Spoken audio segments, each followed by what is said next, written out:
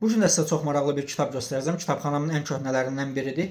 Paris Lyonda 1823-cü ildə nəşr edilmiş L'Imitation de Jésus-Christ əsəri, yəni İsa Məsihin təqlidi deyə bilərik. İsa Məsihin yolundan getmək deyə bilərik. Kitabı açdığımızda ilk olaraq əl yazısı ilə qarşılaşırıq. Bu öncəki sahibəsinin əl yazısıdır. Burada əl yazısı ilə Söyleyib Apartiere de Mademoiselle Joseph Garin sözləri yazılıb. Yəni bu kitabın sahibəsi Mademoiselle Joseph Garin'dir. Kitabın arxa hissəsində də eyni cümlə, bu səfər isə nədənsə tərsdən yazılıb. Əlavə olaraq kitabın içərisində oxuyan şəxs tərəfindən və yaxud şəxslər tərəfindən əlavə edilən belə parçalar mövcuddur. Bunlar böyük ehtimalla dönəminin jurnallarından ibarətdir.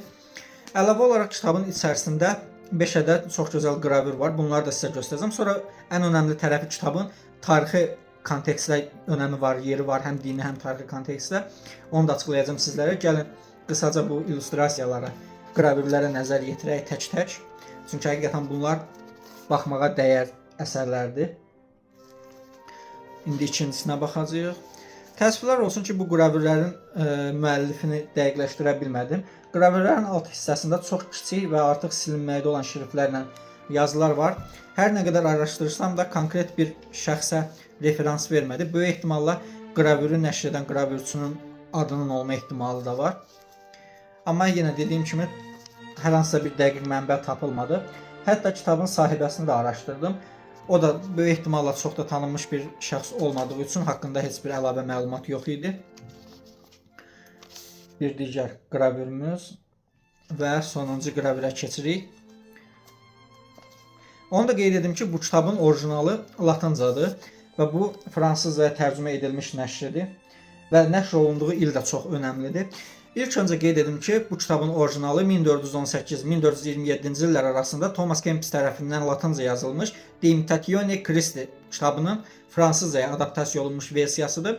Əlimdə görmüş olduğunuz nəşrin tərcüməsi uzun müddət yanlış şəkildə Jérôme de Gonnelly'yə aid edildi. Halbuki Jérôme de Gonnelly əslində kitabdakı fəsillərin sonlarına praktik dua və ayinləri əlavə etmişdir.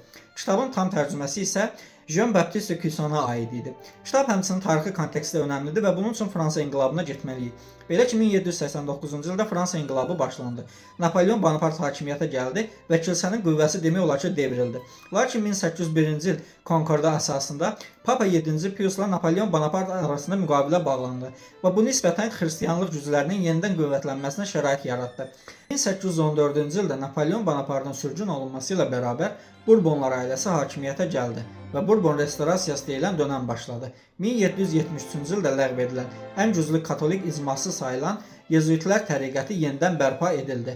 Yezuitlər təriqəti ilk dəfə 1540-cı ildə Papa 3-cü Pavelin təsdiqi ilə Loyola Ignatius və 6 yoldaş tərəfindən qurulan ən güclü katolik kişi cəmiyyəti idi və onların da yenidən bərpa olunduğu dönəmdə nəşr etdiyi ən önəmli nəşrlərdən biri hesab edilir məhz əlimizdə olan bu nəşr. Həmçində bu kitab dini olaraq önəmli bir yerə sahibdir. Çünki orijinal latıncasından fərqli olaraq fransızca bu adaptasiyası daha çox praktik nəticələrə yönəlmişdir və reformist xarakterə malikdir.